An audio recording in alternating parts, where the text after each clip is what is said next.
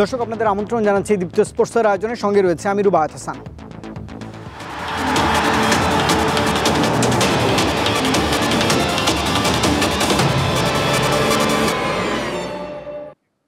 ক্রিকেটের খবর জানাচ্ছি। সিরিজের দ্বিতীয় টি-20তে আজ ওয়েস্ট ইন্ডিজের বিপক্ষে মাঠে নামবে বাংলাদেশ জাতীয় ক্রিকেট দল।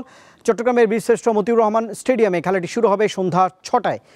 আনপ্রেডিক্টেবল বাংলাদেশের সামনে এটি সিরিজ বাঁচানোর ম্যাচ, এজন্য ক্যারিবিয়ানদের বিপক্ষে দলের ব্যাটারদের ভূমিকা রাখতে হবে। এবছর মিডল অর্ডার ব্যাটসম্যানদের কাছ থেকে মাত্র 2টি অর্ধশতক প্রেরণের ইনিংস পেয়েছে বাংলাদেশ দল। 23 ম্যাচ খেলে জাকের আলী অনিক একটি এবং 19 ম্যাচ খেলে তাহিদ হৃদয় পেয়েছেন আরেকটি 50।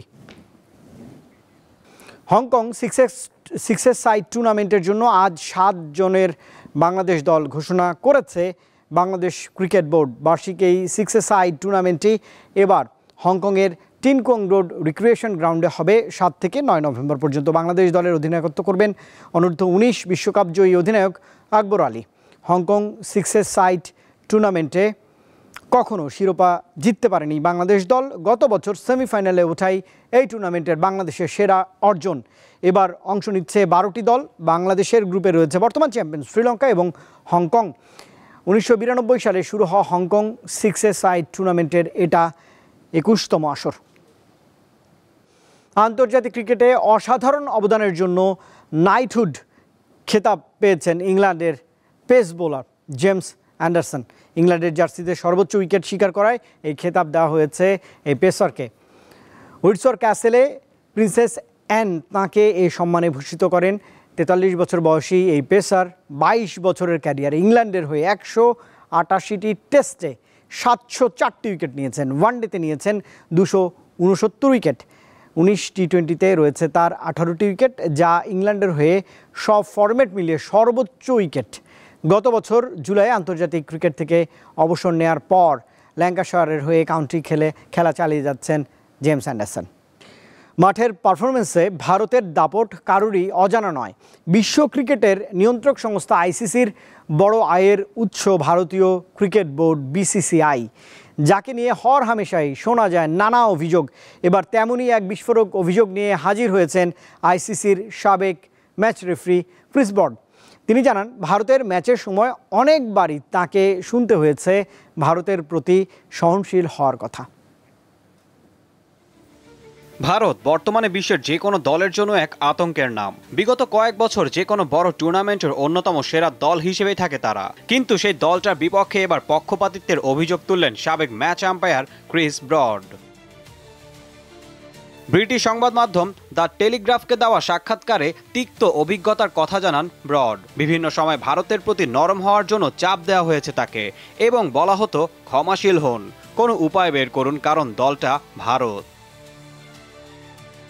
ইংল্যান্ডের সাবেক ব্যাটার ও অভিজ্ঞ ICC match referee Chris Broad অভিযোগ তোলেন, আন্তর্জাতিক ক্রিকেট কাউন্সিল ভারতের প্রতি প্রকাশ্য নমনীয়তা দেখিয়েছে। এই সাবেক ইংলিশ রেফারির দাবি, তাকে ব্যক্তিগতভাবে নির্দেশ দেওয়া হতো ভারতের স্লো ওভার রেটের বিষয় নরম হতে। এমনকি সাবেক ভারতীয় অধিনায়ক ও তৎকালীন বিসিসিআই সভাপতি সৌরভ গাঙ্গুলিও একাধিকবার চাপ প্রয়োগ করেছিলেন। আইসিসির বর্তমান কাঠামো এখন আগের যে কোনো সময়ের চেয়ে বেশি রাজনৈতিক হয়ে গেছে বলে জানান এই ইংলিশ আম্পায়ার। তিনি জানান, ICC umpire manager Vince van der বিজলের দায়িত্বে থাকাকালে আম্পায়াররা ভালো সমর্থন পেতেন, কিন্তু তার চলে যাওয়ার পর ব্যবস্থাপনা দুর্বল হয়ে পড়ে। এখন সব টাকা এবং প্রভাব ভারতের হাতে। জয়শাহ এখন আইসিসির চেয়ারম্যান, সবকিছুই তাদের নিয়ন্ত্রণে। 2003 সাল থেকে গত বছরের ফেব্রুয়ারি পর্যন্ত দীর্ঘ প্রায় 21 বছর আইসিসির ম্যাচ রেফারির দায়িত্ব পালন করেছেন ক্রিস ব্রড। ওই সময়কালে তিনি 123 টেস্ট, 361টি ওয়ানডে এবং 138টি টি-20 মিলিয়ে মোট 622টি আন্তর্জাতিক ম্যাচ পরিচালনা করেন। তবে আইসিসি তার সঙ্গে চুক্তি নবায়ন করেনি বলে অভিযোগ তার। শুধু বলা হয়েছিল, আপনি চালিয়ে যান। ঈশান হাসান, দীপ্ত স্পোর্টস। এবারে দীপ্ত স্পোর্টসে ফুটবলের খবর। এশিয়ান কাপ বাছাই পর্বে ভারতের মুখোমুখি হওয়ার আগে ঘরের মাঠে আফগানিস্তানের সঙ্গে একটি প্রীতি ম্যাচ খেলার কথা ছিল বাংলাদেশ জাতীয় ফুটবল দলের। তবে শেষ পর্যন্ত এই ম্যাচটি হচ্ছে না। আগামী 18 নভেম্বর এশিয়ান কাপ বাছাই পর্বে নিজেদের পঞ্চম ম্যাচে ঢাকার জাতীয় স্টেডিয়ামে ভারতের বিপক্ষে খেলবে বাংলাদেশ দল। সেই ম্যাচের জন্য প্রস্তুতির অংশ হিসেবে 13 নভেম্বর ঢাকায় আফগানদের সঙ্গে ম্যাচ খেলতে চেয়েছিল বাংলাদেশ। আফগানিস্তান ও বাফুফেকে সফরের দিনক্ষণ চূড়ান্ত করেছিল, কিন্তু হঠাৎই তারা সেই সিদ্ধান্তর পরিবর্তন করেছে। এখন 13 নভেম্বরের প্রীতি ম্যাচের জন্য ভিন্ন কোনো প্রতিপক্ষ খুঁজছে বাংলাদেশ ফুটবল ফেডারেশন।